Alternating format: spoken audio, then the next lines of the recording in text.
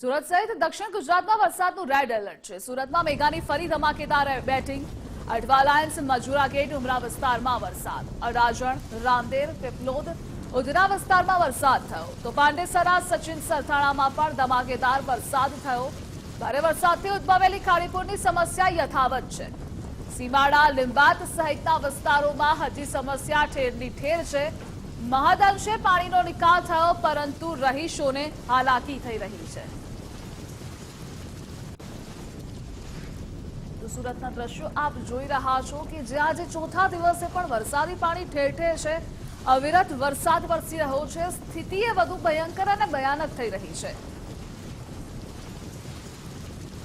સુરત સહિત દક્ષિણ ગુજરાતમાં હવામાન વિભાગ દ્વારા રેડ એલર્ટ જાહેર કરવામાં આવ્યું છે અને તેના પગલે આજે ફરી વહેલી સવારથી મેઘરાજા છે તે મન મૂકીને વરસી રહ્યા છે। શહેરના જુદા જુદા વિસ્તારોની અંદર ધોધમાર રૂપે તો ક્યાંક ઝરમર વરસાદ છે તે હાલ વરસી રહ્યો છે। હાલ આપણે જ્યાં ઊભા છે સુરતનો અઠવા લાઇન્સ વિસ્તાર છે અને જોઈ શકાય છે કે ધોધમાર વરસાદ અઠવા લાઇન્સ વિસ્તારમાં હાલ પડી રહ્યો છે। એક તરફ ભારે બફારાની સ્થિતિ અને બીજી તરફ ફરી મેઘરાજાના આગમનના પગલે સમગ્ર વાતાવરણ છે તે ઠંડકમય બન્યું છે।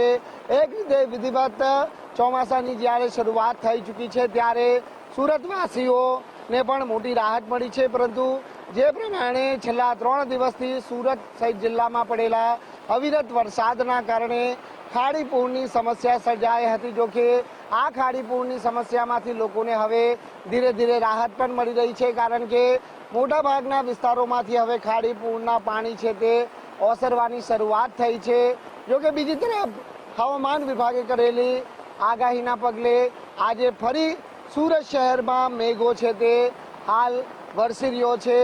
ભારે વરસાદ છે તે શહેરના જુદા જુદા વિસ્તારોની અંદર હાલ વરસી રહ્યો છે। સુરતના અઠવા લાઇન્સ વિસ્તાર, રાંદેર, અડાજણ, ઉધના, પાંડેસરા, સરથાણા, વરાછા, પીપલોદ, ઉમરા સહિતના વિસ્તારોની અંદર જે વરસાદ છે તે હાલ વરસી રહ્યો છે। મેઘા મન મૂકીને છે તે હાલ બેટિંગ કરી રહ્યો છે અને હજી 2 દિવસ છે તે રેડ એલર્ટ છે તે જાહેર કરવામાં આવ્યું છે અને તંત્ર કોઈ પણ પરિસ્થિતિને પહોંચી વળવા માટે હાલ સંપૂર્ણ સજ્જ છે। તમામ ગતિવિધિઓ પર છે તે હાલ જિલ્લા વહીવટીતંત્ર તરફથી જે સતત મોનિટરિંગ કરવામાં આવી રહ્યું છે।